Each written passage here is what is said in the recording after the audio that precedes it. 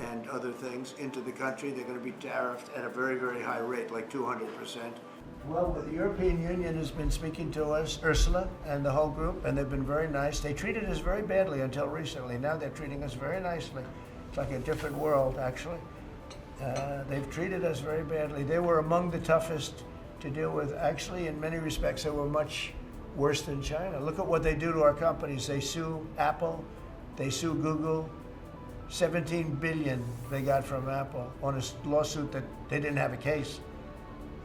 They have, judges that are European Union judges, and they take so much money away from our country in terms of that, in terms of other things that they do. They're very tough, but now they're being very nice to us, and we'll see what happens.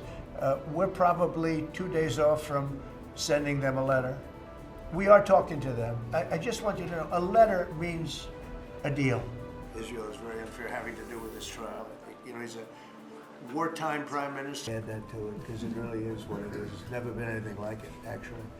And I want to thank all the Republicans that the money coming in. And the big money will start coming in on August 1st.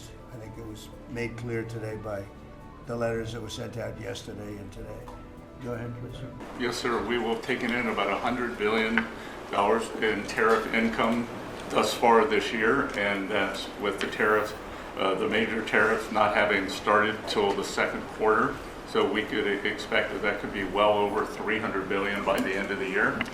We don't agree with CBO scoring, but for those who do, the CBO scored tariff income over the next 10 years at $2.8 trillion, which we think is probably low. And sir, under your leadership, we're witnessing. And they gave us no credit during this last little, the great big beautiful bill. Would be taking a trip, and we don't want to get in anyone's way, because that's what happens. The president goes, and I always use the word great. I add that to it because it really is what it is. It's never been anything like it, actually. And I want to thank all the Republicans that. But then a couple days ago, you issued a new tariff threat to members of the BRICS countries for if they aligned with anti-American policies. 10% charge. That would be India, Brazil, That's Russia, right. They have to pay 10% if they're in BRICS, because BRICS was set up to hurt us.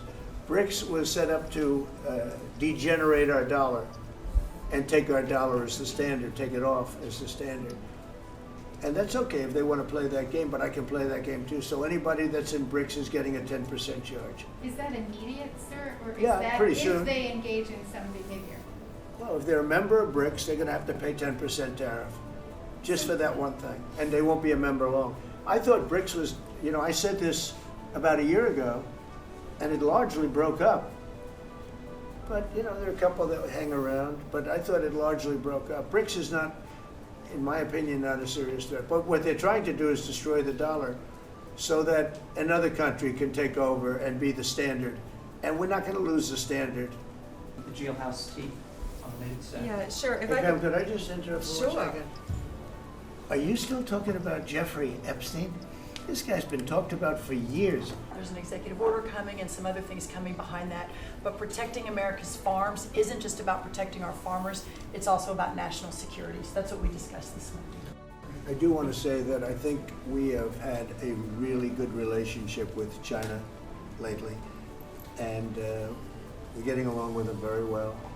They've been very fair on our trade deal, honestly, and I hope we're going to have a great relationship. It's a big, strong, powerful country. We're more powerful than they are. We have much better military equipment than they do, but we are getting along with them very well. I'm getting along with President Xi very well. We speak often. And with all of that being said, and I understand what you're saying, but I think we're getting along with China very well. Mr. President, you want to send more weapons to Ukraine, as you said last night. On those manufacturing companies to let them know that we have signaled through this process that we will assist them in getting the workforce